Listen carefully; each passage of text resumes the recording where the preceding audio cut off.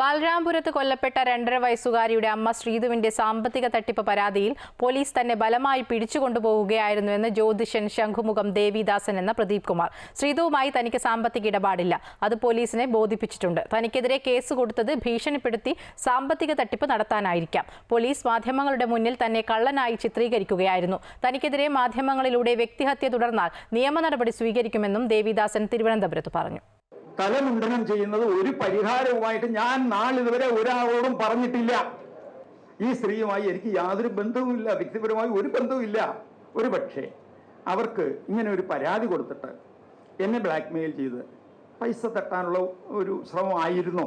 അത് ആയിരിക്കാം എന്നാണ് ഞാൻ അദ്ദേഹത്തോട് പറഞ്ഞത്. അതാണെന്ന് ഞാൻ പറയുന്നില്ല. എന്താണ് കാരണം എന്ന് എനിക്കിപ്പോഴും പിടിയില്ല. പോലീസുകാർക്ക് ഇതിനെക്കുറിച്ച് വ്യക്തമായി അന്വേഷിച്ചിട്ട് നടപടിയെടുക്കാമായിരുന്നു, ചെയ്തില്ല.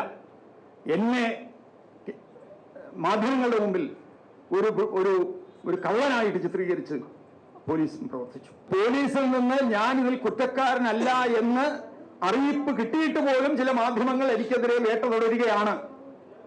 ഇന്ന് ഈ പത്രസമ്മേളനത്തിന് ശേഷം ആരെങ്കിലും ആ വ്യക്തിഹത്യ തുടർന്നാൽ സിവിലായും ക്രിമിനലായും നിയമ നടപടി സ്വീകരിക്കുന്നതാണ്